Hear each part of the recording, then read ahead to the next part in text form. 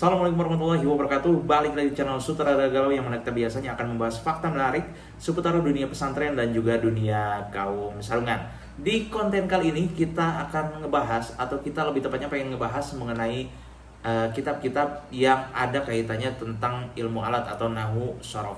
Setelah kemarin aku berhasil, bisa dibilang berhasil juga sih ya, maksudnya setelah kemarin aku ngebahas mengenai ada salah satu kitab nahwu yang judulnya itu Kafrawi, yang mana kitab Kafrawi di sini membahas mengenai atau membedah mengenai lafadz-lafadz yang ada di dalam kitab Jurumiyah sesuai dengan i'rabnya masing-masing. Nah, di kesempatan kali ini aku juga pengen ngebahas mengenai kitab-kitab nahwu, kitab-kitab sorof, kitab-kitab yang masih membahas mengenai ilmu alat, dan juga ada sedikit pembahasan mengenai apa aja sih materi-materi pokok yang sekiranya harus dipelajari oleh santri-santri yang dia itu pengen bisa baca kitab kayak gitu. Dan langsung aja, ini ada beberapa kitab di sebelah saya. Di sini ada yang pertama, ada yang namanya kitab Jami'ud Durus. Untuk santri-santri pesantren modern mungkin, ataupun santri-santri yang mondok salafi dan di pesantrennya itu ada toko kitabnya, dan bisa dibilang toko kitabnya itu cukup lengkap. Ini pasti nggak asing sama yang namanya kitab Jami'ud Durus. Walaupun kitab Jami'ud Durus di sini ada 3 jilid ya, bisa dilihat ada 3 juz di sini. Tapi meskipun di dalam kitab ini meskipun kitab ini terdiri dari 3 juz, tapi 3 juznya ini dijadiin satu buku. Jadi kalau dipisah, andai kata kalau ini kitab dipecah jadi 3 jilid, jadi bisa dibilang kayaknya terlalu tipis banget deh. Tapi karena di sini itu mungkin untuk menghemat biaya produksi, akhirnya 3 jilidnya ini dijadikan satu dan tebalnya cuman segini. Bisa dibilang tebalnya ini sekitar 600 halaman lah kalau untuk model kertas novel kayak begini ya. Terus ini kitab membahas mengenai nahwu dan juga sorof. Jadi ini udah satu paket, ada nahwunya dan juga ada pembahasan mengenai sorofnya. Dan bisa dibilang ini adalah kitab nahwu kontemporer. Kang, punten, maksudnya kitab nahwu kontemporer itu apa sih? Jadi kan kalau kita biasanya, kalau di pesantren-pesantren salafi ya, kalau di pesantren-pesantren tradisional itu kan biasanya kita ngaji nahwu itu pakai kitab Jurumiyah nih. Dan mungkin kalau teman-teman semua ada beberapa orang yang agak pusing gitu kalau ngaji Jurumiyah itu, terus dikasih contohnya kalau di kitab Jurumiyah itu, kalau dikasih contoh ya Zaidun Qaimun lagi, atau enggak Doroba Zaidun lagi, atau enggak Koma Zaidun wa Amrun lagi, dan lain sebagainya. Nah, mungkin artinya dari belajar Jurumiyah itu teman-teman ada beberapa orang yang mungkin punya perasaan ini kok contohnya, pemberian contohnya itu kurang bervariasi dan sangat repetitif sekali kan. Jadi untuk memuaskan hasrat teman-teman dalam memahami contoh-contoh yang ada di dalam ilmu nahwu, kitab Jami'ud Durus di sini hadir untuk memudahkan kalian dalam memahami ilmu nahwu gitu. Walaupun nanti di awal pembahasan itu kalau di kitab Jurumiyah itu kan pembahasannya mengenai tanda-tanda dari kalimat isim, tanda-tanda dari kalimat fi'il, tanda-tanda dari kalimat huruf, terus pembahasan mengenai kalam. Di sini juga sama, pembahasannya juga terstruktur sistematis seperti itu, dari pembahasan kalam, i'rab, dan juga pembahasan mengenai huruf-huruf dan lain sebagainya kayak gitu. Akan tetapi di sini penjelasannya lebih panjang lebar, dan ini dengan bahasa kontemporer yang pastinya lebih mudah dipahami untuk teman-teman semua yang bisa dibilang dengan keterbatasan nahwu sorof yang teman-teman punya pun, teman-teman ini bisa yang namanya baca kitab Jami'ud Durus, asalkan kalau memang ada beberapa kosakata yang nggak dimengerti, teman-teman bisa yang namanya buka kamus. Nah, selain ada kitab Jami'ud Durus, di sini juga ada kitab yang gampang banget dipahami. Itu nama kitabnya Mulakhos Qawaidul Lughah Al-Arabiyah. Ini bisa dilihat ya. Kalau yang Jami'ud Durus ini kan cetakan Beirut nih, cetakan DKI. Kalau yang ini cetakan lokal nih, cetakan Al-Hidayah Surabaya. Nah, bedanya apa sih? Bedanya apa sih sebenarnya kalau di kitab Jami'ud Durus sama kitab Mulakhos di sini? Sebenarnya nggak ada bedanya. Cuman andai kata kalau saya boleh memberikan kesimpulan ya. Jadi kitab Mulakhos di sini bisa dibilang adalah ringkasan dari kitab Jami'ud Durus. Walaupun musonifnya beda ya, dan juga ini pandangan pribadi aja nih. Jadi kitab Jami'ud Durus di sini kan agak tebal nih. Terus pengen diringkas lagi, maka ringkasannya itu jadilah kitab Mulakhos Qawaidul Lughatil Arabiyyah. Yang membedakan dengan kitab-kitab nahwu kontemporer, contohnya seperti kitab Mulakhos di sini dengan kitab-kitab yang biasa kita pahami seperti kitab Jurmiyah, terus kitab Imriti, terus kitab apa lagi? Mutamimah, terus kitab Kawakib, Tashwek dan lain sebagainya.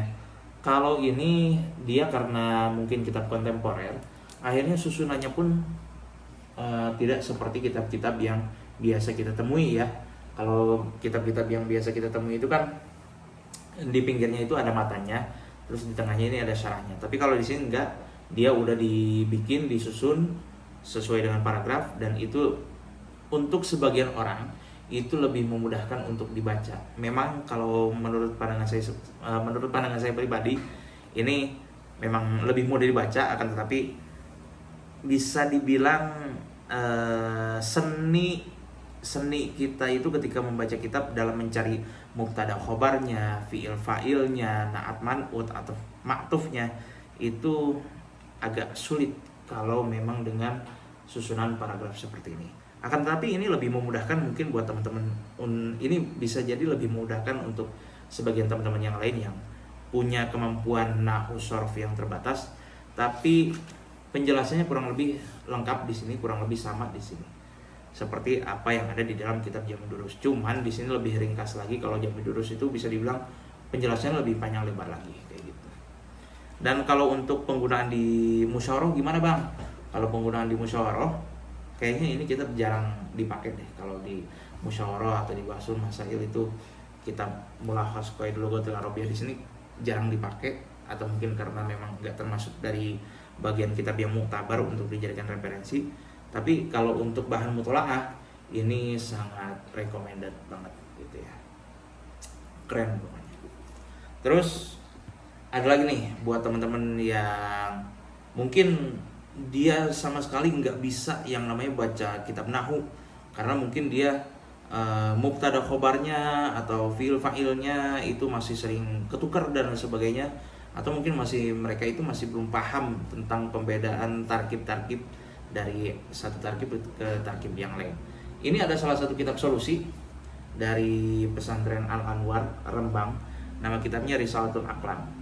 Kerennya Risalatul Aqlam di sini kalian bisa membaca karena kitab Risalatul Aqlam itu menggunakan pegon. Pegon bahasa Indonesia.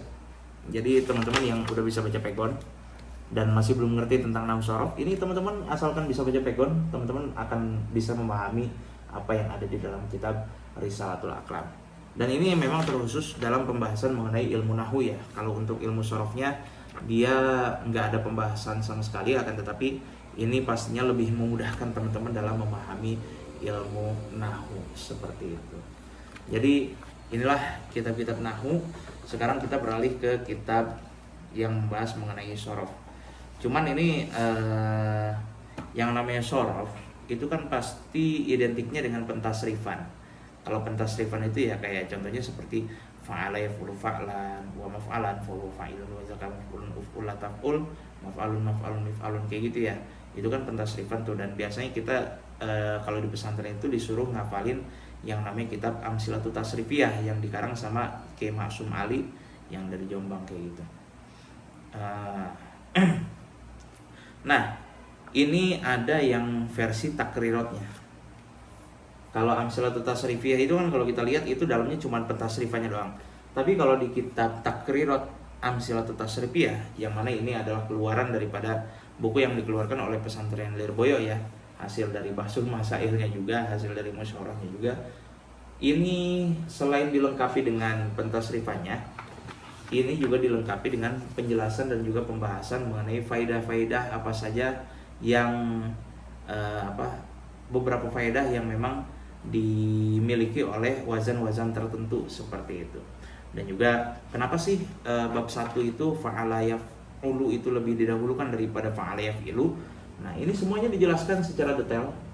Bisa dibilang detail, ya cukup detail di dalam kitab Amsilatut Tasrifiyah, Takrirat Amsilatut Tasrifiyah, atau kalau kita biasanya nyebutnya Risalah At-Tasrifiyah kayak gitu. Ini bisa dibilang lebih memudahkan juga karena selain teman-teman di sini bisa ngehafalin yang namanya pentasrifannya, tapi teman-teman juga bisa yang namanya mutolaah, yang namanya belajar, yang namanya jadi tahu gitu loh. Oh ternyata pentasrifan dari wazan ke wazan yang satu ke wazan yang lain itu punya faidah-faidah tertentu. Jadi kalau memang teman-teman di sini sangat